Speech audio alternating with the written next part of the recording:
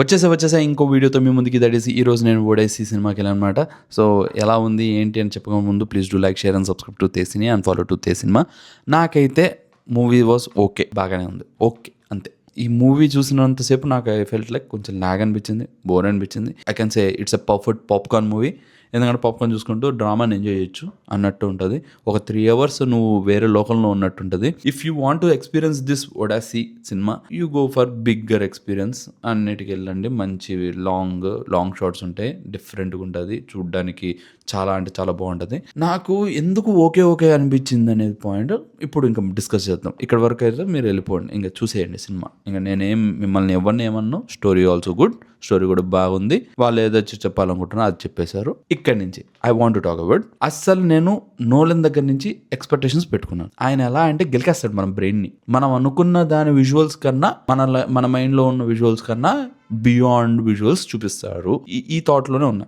ఎందుకంటే ఆయన తీసిన మూవీస్ ఆర్ లైక్ దట్, అంటే ఆ లెవెల్లో ఉన్నాయి. For example if you go with the batsmen try series, crazy, నాకు ఫేవరెట్ బ్యాట్మెన్. సో ఆ బ్యాట్మెన్ ట్రై సిరీస్ కూడా క్రేజీ ఉంటుంది. దాని Inception, Interstellar, you can go with this Oppenheimer. Some of the movies నేను చెప్తూ ఉన్నాను, ఇప్పుడు నాకు గుర్తొచ్చినవి డైరెక్ట్ చెప్పేసాను. సో ఈ మూవీస్లో కూడా మీరు గమనిస్తే, అండ్ ఆల్సో టెనెంట్, ఈ మూవీస్ అన్నీ మనం చెప్తూ ఉంటే ఎలా అనిపిస్తుంది అంటే సంథింగ్ ఆర్ ది డిఫరెంట్, ఎంతో కొత్తగా ఉంటుంది. కొత్త ఎక్స్పెరిమెంట్స్ చేయడం, కొత్త థాట్స్ పెట్టడం. ఈ థాట్స్ వల్ల మనకేమనిపిస్తుంది అంటే, అరే ఈ మూవీని ఎలా తీశారా, ఇంత డిఫరెంట్గా ఉంది అనే మైండ్ సెట్ అలా ఉంటుంది అనమాట. సో అలా ఎక్స్పెరిమెంట్ చూస్తుంటే ఒడాసీ తీసారు ఏమో ఐ థింక్. సో చూస్తే it was crazy good. Movie మాత్రం బాగుంది చాలా ప్లేసెస్లో. నాకు సీన్స్ కూడా చాలా బాగా నచ్చినాయి. కొన్ని సీన్స్ ఉంటాయి రిగార్డింగ్ ఒక ఒంటిగంట రాక్షసులాగా ఒక పర్సన్ ఉంటాడు. ఆ పర్సన్ చూపించడం కూడా క్రేజీ ఉంది. ఎలా తీసారో తెలియదు, విఎఫ్ఎక్స్లు వాడలేదంట. That was great thing. దాని తర్వాత ఒక విచ్ ఉంటుంది, తను పందుల్లాగా మార్చేస్తుంది మనుషుల్ని. అది ఎలా తీసారో నాకు ఇప్పటికీ అర్థం కాలేదు. That was crazy good. నాకైతే బాగా నచ్చింది ఆ సీన్స్. హౌ విఎఫ్ఎక్స్ వాడకుండా ఎలా తీసారా నాయన, ఎంత రియలిస్టిక్గా ఉంది.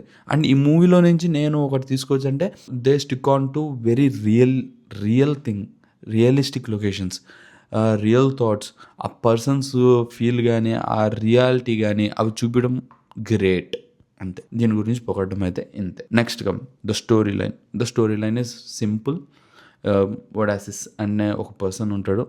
ఆయన ఎలా ఇంటికి వెళ్ళాడు సింపుల్గా, అండ్ ఆల్సో ఆయన ఎన్ని ఇబ్బందులు పడ్డాడు, అండ్ ఆల్సో ఆయన కోసం వాళ్ళ వైఫ్ కొడుకు వెయిట్ చేస్తుంటాడు. వాళ్ళిద్దరు వెయిట్ చేస్తుంటారు ఎన్ని ఏళ్ళ నుంచి, 20 ఏళ్ళ నుంచి. ఆ 20 ఏళ్ళు ఇలా గడిచినాయి. ఎలా మళ్ళీ రిటర్న్ అయ్యాడు, ఏ విధమైన వైబ్ తెచ్చాడు రిటర్న్ అయిన తర్వాత. This is the story. దీనిలో ఇంక పెద్దది ఏం చెప్పలేను, ఆల్రెడీ అందరికీ తెలిసిన history. You can Google it or ChatGPTలో పెట్టండి, మీకు వచ్చేస్తుంది ఇవన్నీ ట్రోజన్ వార్ తర్వాత. సో ఈ మూవీ అంతా చూసిన తర్వాత నాకు ఏమనిపించిందంటే, this movie can be done by any person. దీనికి నోలనే అవసరం లేదు. నోలన్ ఉన్నాడు కాబట్టి ఇంత హైప్ జరిగింది, కానీ నోలన్ లేకుండా వేరే అంటే పచ్చిబూతులు తిట్టేవాళ్ళు చాలామంది. నోలన్ చూసుకుని వాట్ ఈస్ సినిమాటోగ్రఫీ, నీకేం తెలుసు, large screen experience, Nolan movie అని చెప్తారు. కానీ దీనికి మించి ఇంకేం లేదు భయ్య. లిటరల్గా ఈ మూవీ మనకు రాజమౌళి గారు కూడా తీయమంటే సేమ్ ఇదే ప్యాటర్న్లో తీస్తారు, ఇదే థాట్ ప్రాసెస్లో తీస్తారు. ఇంకా బాగా తీయచ్చు కూడా కొంచెం హైప్ మెటీరియల్తో. సో ఆ హైప్ ఎలిమెంట్స్ కూడా ఇంకొంచెం హైప్ చేయొచ్చు. ఆ కిక్ అనేది రావాలన్నమాట మనకి. ఆ కిక్ అనేది ఇక్కడ నార్మల్గా ఉంది. అండ్ ఆల్సో అంత అనిపించలేదు నాకు, ఎందుకంటే బికాజ్ ఇలాంటి స్టోరీస్ నేను చాలా విన్నాను, చాలా చూశాను. మన ఇండియన్ హిస్టరీలో కూడా ఇలాంటి స్టోరీస్ చాలా ఉన్నాయి. మన ఇండియన్ హిస్టరీ నుంచి కూడా కొన్ని తీసుకున్నారు.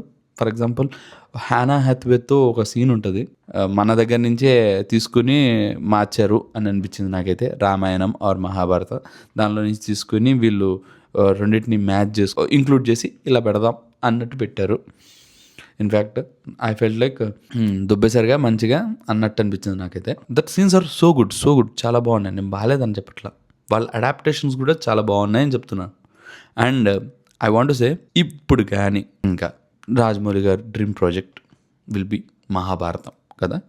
మహాభారతంలో ఒక్క పార్ట్ చాలు, ఒక్క పార్ట్ తీయండి మొత్తం వరల్డ్ అంతా షేక్ అయిపోతుంది. ఎందుకంటే ఇలాంటి స్టోరీని మన మీద రుద్దుతున్నారు. ఇదేదో పెద్ద గొప్ప స్టోరీ అది ఇది అన్న కాదు, కానీ మన స్టోరీ మీద ఇట్ విల్ బి లెస్ అని అనిపిస్తుంది నాకు.